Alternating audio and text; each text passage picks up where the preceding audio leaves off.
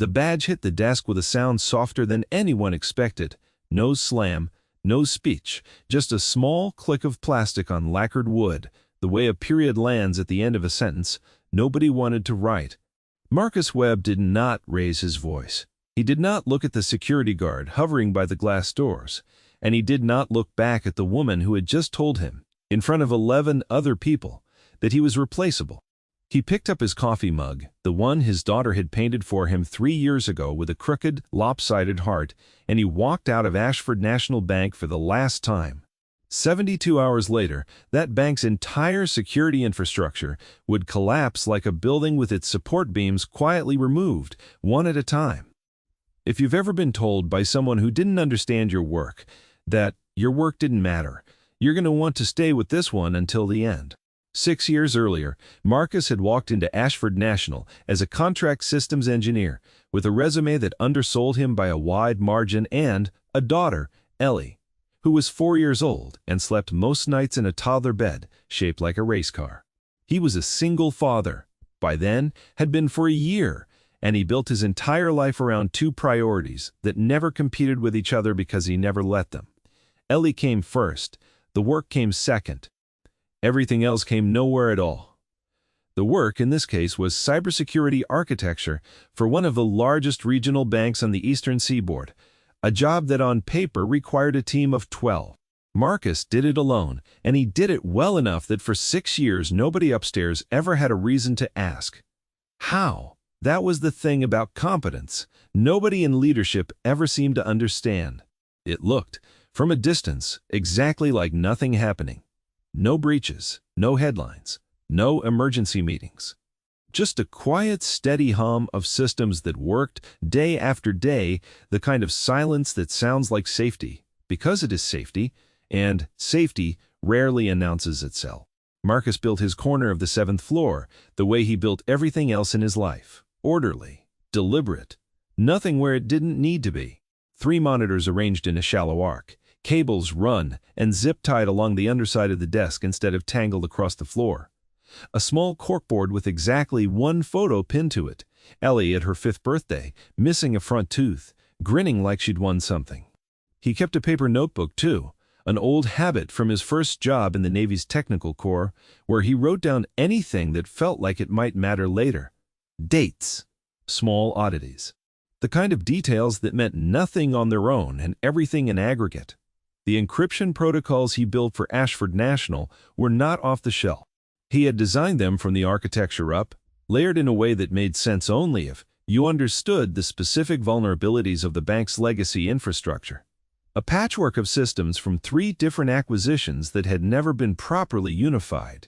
Nobody had asked him to build something custom. He had simply looked at what existed, recognized that it wasn't enough, and fixed it the way he fixed everything, quietly, without asking for permission or credit. For 6 years, 3 different chief technology officers had come and gone, each one nodding through budget meetings without really absorbing what Marcus's line item did. He was in the org chart, a single name under a department called Information Security Operations. In practice, he was the entire department. Then came Diane Castellano. She arrived 8 months before the badge hit the desk, brought in by the board after Ashford National's previous CEO retired, hired specifically for what the press release called a bold new era of operational efficiency. She had come from a hedge fund background, not banking, and certainly not security, and she carried herself with the particular confidence of someone who believed that any system, no matter how technical, could be understood well enough through a slide deck and a strong tone of voice. Her first act as CEO was a company-wide cost restructuring initiative. Her second act, 3 weeks later, was to walk the 7th floor unannounced with a clipboard and a junior analyst trailing her, stopping at Marcus's desk long enough to ask him what, exactly, he did. All day. Marcus had answered plainly. He always did. He told her he maintained the bank's core security architecture, monitored intrusion detection systems in real time, managed encryption key rotation across 4 subsidiary networks, and personally handled incident response for anything that touched client data. He told her the department had a staff of 1 because he had never needed more, not because the workload didn't justify it, but because he'd built the systems to run efficiently enough that they didn't require a larger team to babysit them. Diane had smiled the way people smile when they've already decided not to listen.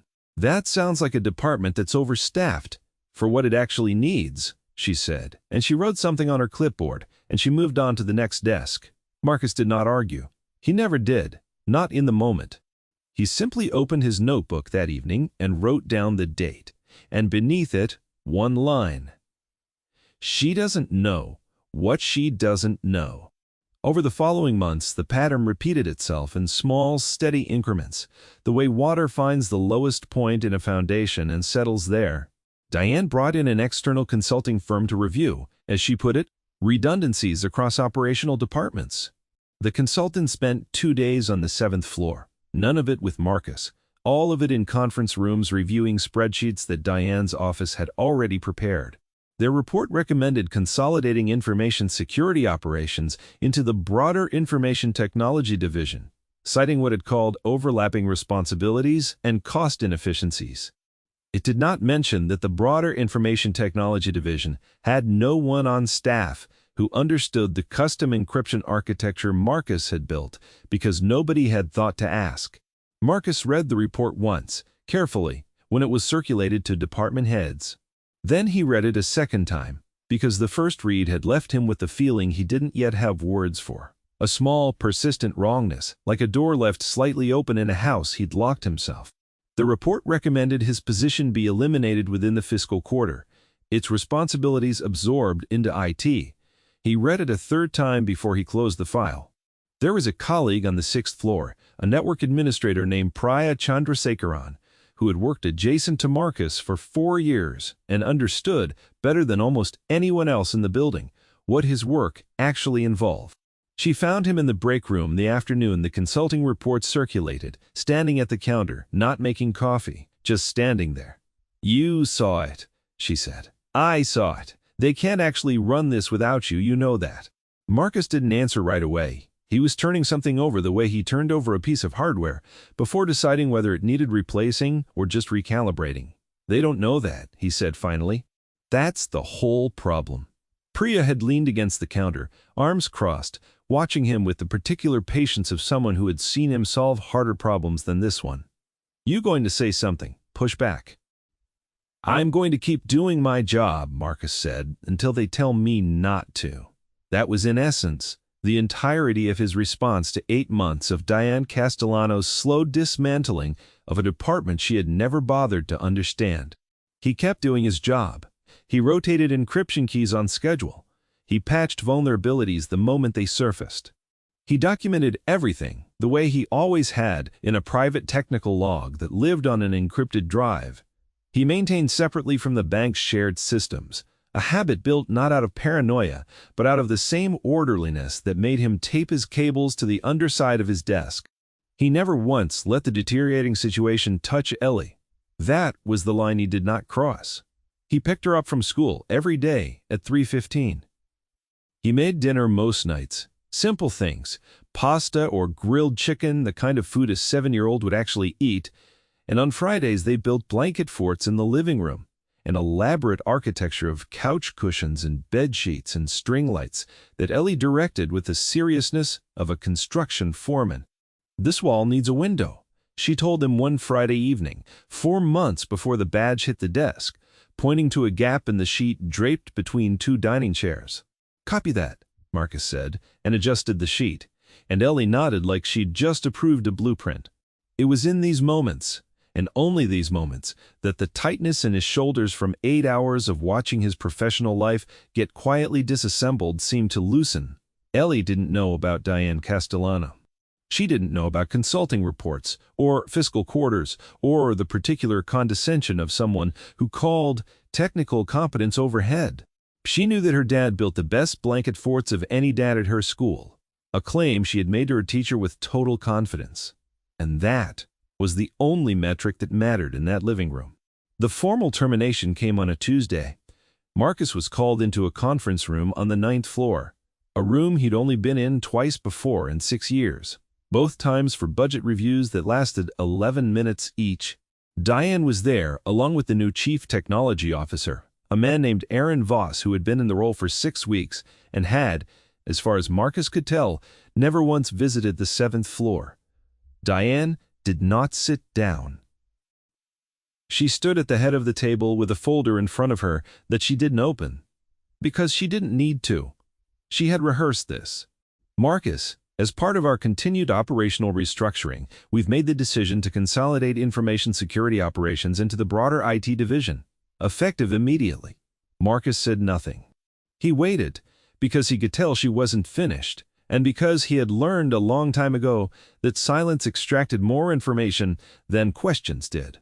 "This isn't a reflection of your performance," Diane continued, though her tone suggested she considered this a courtesy rather than a fact. "It's about building a more agile, cost-effective structure going forward.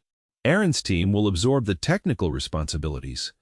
"Aaron's team doesn't have anyone certified in the encryption architecture I built," Marcus said. His voice was level. It was always level.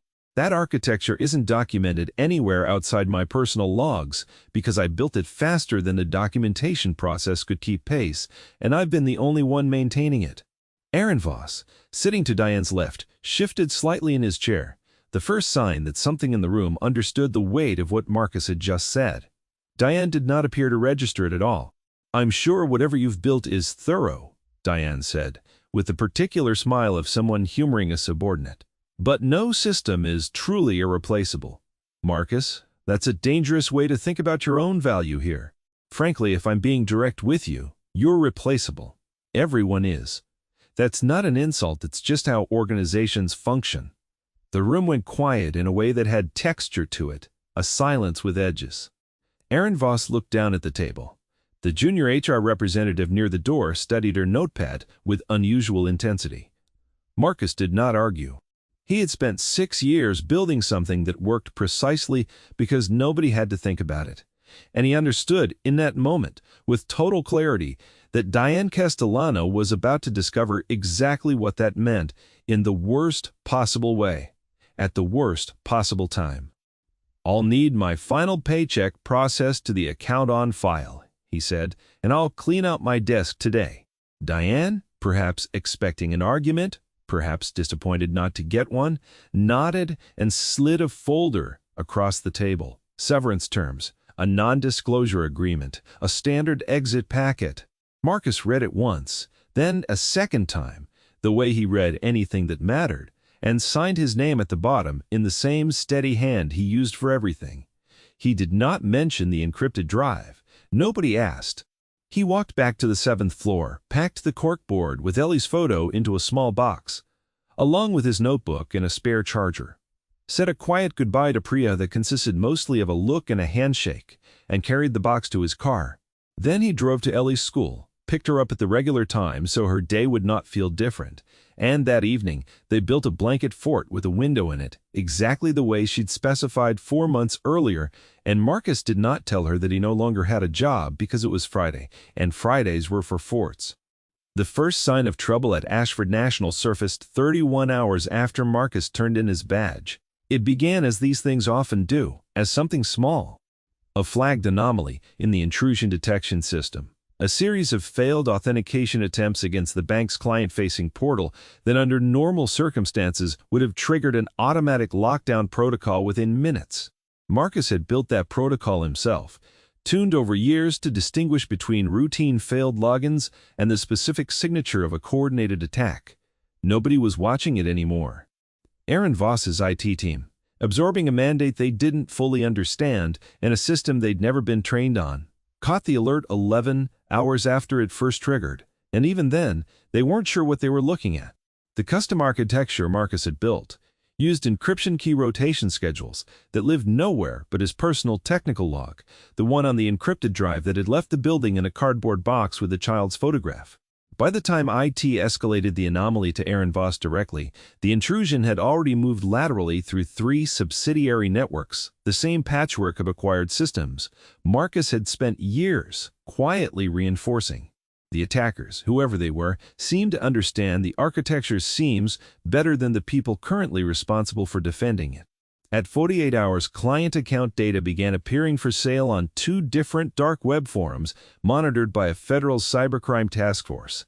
Names, social security numbers, account balances. Roughly $200 million in exposed client financial data, spanning nearly 60,000 individual accounts. At 60 hours, the Office of the Comptroller of the Currency issued an emergency directive freezing a significant portion of Ashford National's digital operations pending investigation, a regulatory action so severe that it made the bank unable to process electronic transactions for its clients. 1. On the bank's 112-year history had never once occurred. At 72 hours, Diane Castellano sat in an emergency session of the Board of Directors, and for the first time since taking the role, she did not have a confident answer prepared. The board chair for that emergency session was a woman named Eleanor Ashford Whitfield, 78 years old, granddaughter of the bank's founder, and the last member of the founding family still active on the board. She had stepped back from day-to-day operations a decade earlier but retained a seat specifically because the bylaws written by her grandfather required at least one board member with what the original charter called an unbroken connection to founding principles. Eleanor had said very little in board meetings over the past several years. She said a great deal in this one. "Explain to me," she said, her voice unhurried in a way that made the room go still, "how a security breach of this scale occurred within 3 days of eliminating the department responsible for preventing it." Diane's answer leaned heavily on phrases like unforeseeable circumstances and industry-wide vulnerability and a broader pattern of financial sector attacks, phrases that had worked well in the restructuring presentations 8 months earlier and worked considerably less well.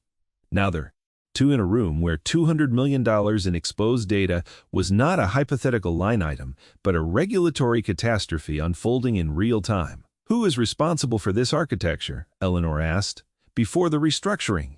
Aaron Voss answered this one because Diane, for perhaps the first time in the meeting, hesitated. "A systems engineer named Marcus Webb," Aaron said. "He built the encryption protocols himself, independently. We don't have documentation for large parts of the architecture. He maintained it in personal logs." "And where is Mr. Webb now?" "He was terminated as part of the restructuring," Aaron said. 3 days ago." Eleanor Ashford Whitfield did not raise her voice. She did not need to. "You terminated the one person who understood how to protect this institution, and within 3 days. This institution was breached at a scale that has never happened in its history. Have I summarized that correctly?" Nobody in the room answered her, which was, in its own way, an answer.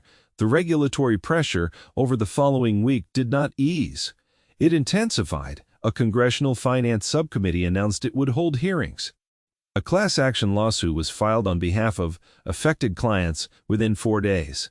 Ashford National stock, publicly traded and until that point considered a stable regional holding, dropped 34% in a single trading session. Eleanor called an emergency closed session of the board. Without Diane present, 5 days after the breach began. She had spent those 5 days doing something Diane apparently had not thought to do in 8 months of restructuring. She had actually gone and found the people who understood the systems. She found Priya Chandrasekharan first, who confirmed, in careful, precise language, exactly what Marcus had built and exactly how singular his role had been. Priya did not editorialize. She did not need to. She simply laid out, in the same clinical detail Marcus himself would have used, the architecture's design, its dependencies, and the fact that no one else in the building had ever been trained to maintain it, because no one else had ever needed to be. "Could he fix this?" Eleanor asked her. "If he were willing." "I believe so," Priya said. "I don't believe anyone else could."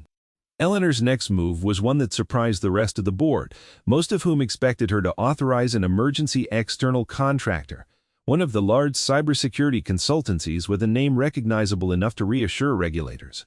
Instead, she asked for Marcus Webb's home address, which HR, still functioning in its administrative capacity despite the chaos elsewhere, provided without comment. She went herself, alone, without an assistant, without Diane, without anyone from Aaron Voss's team. It was a Friday evening when she arrived at Marcus's apartment, an unremarkable 2-bedroom on the 3rd floor of a modest building 15 minutes from downtown. She could hear through the door a child's voice giving instructions with great seriousness.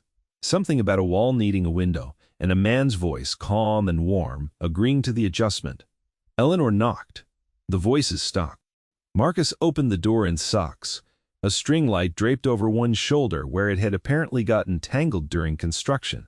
And behind him, in the living room, an elaborate blanket fort with a genuine gap cut into one of the sheets, framed with painter's tape to look, more or less, like a window. "Mrs. Whitfield," Marcus said. He recognized her, of course. Everyone at Ashford National knew who Eleanor Ashford Whitfield was, even if most employees had never spoken to her directly. "Mr. Webb, I apologize for the hour. And I need 10 minutes of your time if you're willing to give it." Marcus glanced back at the fort, where Ellie's small face had appeared at the edge of a sheet, curious about the visitor. "I'll be right back, Bug," he said to her, and stepped out into the hallway, pulling the door mostly closed behind him. Eleanor did not waste time on pleasantries. She explained, plainly and without minimizing it, what had happened over the past 5 days, the breach, the $200 million in exposed data, the regulatory shutdown, the fact that no one currently employed by Ashford National understood the architecture well enough to contain the damage, let alone rebuild it. Marcus listened without interrupting. When she finished, he was quiet for a moment, the same kind of quiet Priya had learned over 4 years to recognize as him processing rather than hesitating. "I signed a severance agreement," he said finally. "It included a non-disclosure clause. I've held to it. I haven't spoken about the architecture to anyone, and I won't unless I'm asked to as part of a formal engagement." "I'm asking you now," Eleanor said, formally. "On behalf of the board, Diane Castellano told me, in front of the CTO and an HR representative, that I was replaceable." That's a direct quote. "I'd like to understand what's changed." Eleanor did not flinch from the question, and she did not offer a defense of Diane, which Marcus noted, quietly as a data point in itself. "What's changed," she said, "is that the board has now seen, in the clearest possible terms, exactly what your work was worth. I'm not going to insult you by pretending this realization came from anywhere other than catastrophe. It did. That's a failure of leadership, and it sits with me as much as anyone, because I should have been paying closer attention to this board's decisions 8 months ago." Marcus considered this. Through the door behind him, he could hear Ellie humming something to herself, rearranging cushions. "I'll need a few things," he said, "in writing before I do anything. Name them. Full operational authority over the security architecture with no restructuring or oversight from anyone who isn't technically qualified to evaluate the work. A direct reporting line to the board, not to a CTO position that gets filled and replaced every 8 months. And I don't work weekends. I don't work past 5 on weekdays, unless it's an active incident. My daughter's schedule doesn't move for this job. It didn't move for 6 years, and it's not moving now." Eleanor almost smiled, the first genuinely warm expression Marcus had seen from her in the conversation. "I would have been concerned," she said, "if you'd asked for anything less. There was one more condition, and Marcus delivered it the way he delivered everything, without heat, without theater, simply as a fact that needed to be stated plainly. I want Diane Castellano to apologize, on camera, to the board and to me directly, acknowledging what she said and what it cost, not a statement drafted by legal. Her saying it." Eleanor studied him for a long moment. "That's an unusual condition for a business contract." "It's not a business condition," Marcus said. "It's a personal one. I'll build back the architecture regardless of whether she does it, but I won't sit in a room with her again until she does." Eleanor nodded slowly, understanding, in that moment, something about the man in front of her, that 8 months of Diane Castellano's restructuring reports had entirely failed to capture. This was not a negotiation tactic. It was a line, drawn the same way Marcus drew every line in his life, quietly and without exception. The emergency board meeting was scheduled for the following Wednesday, held not in the 9th floor conference room where Marcus had been terminated, but in the larger boardroom on the top floor, the one with the oil portrait of the bank's founder on the far wall, Eleanor's grandfather. Pad. Jack's Day, watching the proceedings with an expression the painter had rendered as mild and unreadable. Diane Castellano arrived. expecting to present a recovery plan. She had prepared slides. She had prepared talking points about resilience and forward momentum and lessons learned, the same vocabulary that had carried her through 8 months of dismantling a department she never understood. She had not been told that Marcus would be in the room. He walked in with Priya beside him, both of them in plain, unremarkable clothes, no theater in the entrance, just 2 people who had been asked to attend a meeting and had shown up on time. Diane's expression, for the first time in the entire arc of this story, faltered. "Marcus," she said, and there was a different note in her voice now, something searching for footing it couldn't quite find. "I wasn't aware you'd be joining us. Mrs. Whitfield asked me to." Eleanor called the meeting to order, and rather than opening the floor to Diane's prepared presentation, she asked Aaron Voss to summarize, in plain terms, the current state of the breach and the bank's technical capacity to respond to it. Aaron did so honestly, which meant admitting, in front of the full board, that his team had been unable to fully contain the intrusion, unable to identify the complete scope of the compromised architecture, and unable to restore full operational security without external assistance. "And who have we identified as capable of providing that assistance?" Eleanor asked, though she already knew the answer, and so, by now, did everyone else in the room. "Marcus Webb," Aaron said. Diane's slides remained unopened on the table in front of her. Eleanor turned to Marcus. "Would you walk the board through what you found when you reviewed the incident report we sent you?" Marcus stood unhurried and spoke the way he always spoke, without notes, without embellishment, laying out the technical facts in a sequence that built, methodically, toward an unavoidable conclusion. He described the encryption key rotation schedule that had lapsed the day after his termination. He described the intrusion detection protocol that required manual calibration knowledge nobody else possessed. He described, without accusation, simply as a fact of record, that every safeguard that failed in the past week was a safeguard that had functioned without incident for 6 consecutive years under his direct maintenance. "This wasn't a failure of the architecture," he said. "The architecture was sound. It failed because the people responsible for eliminating my position didn't understand what the position did. That's not a technology problem. That's a management problem. The room was silent in the particular way. Rooms go silent when something true has been said plainly and nobody can find a comfortable way to respond to it." Eleanor let the silence sit for a moment before she spoke again. "Diane," she said, "would you like to respond?" Diane Castellano looked, for the first time in 8 months, like someone without a prepared answer.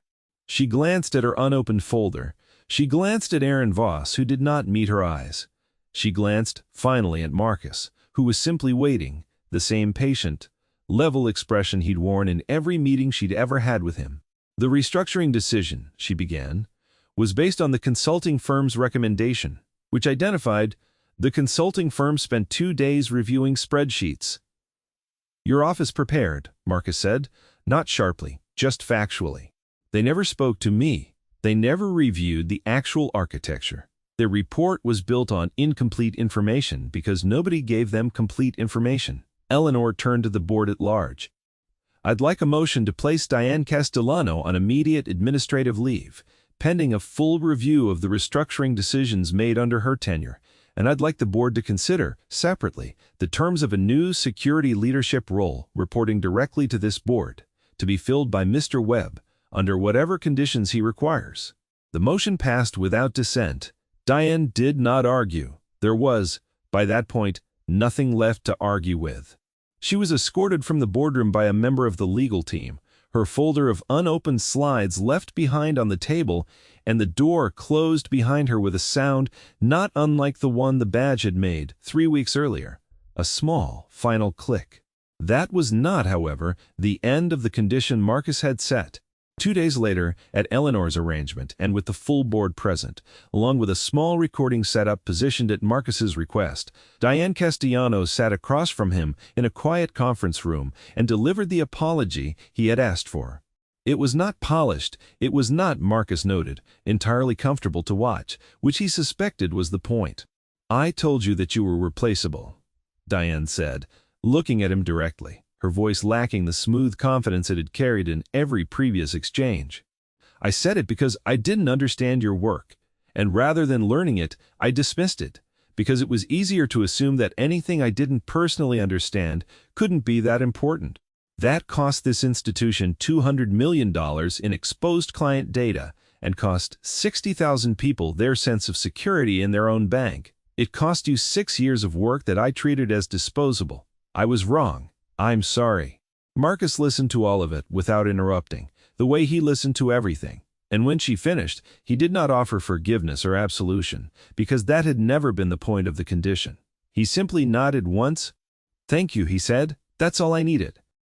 He signed his new contract the following week, in Eleanor's office rather than a conference room, a 7-figure agreement that gave him full operational authority over Ashford National's security architecture, a direct line to the board, and, written into the contract at his explicit insistence, a clause guaranteeing his schedule would accommodate his responsibilities as a father without exception or negotiation.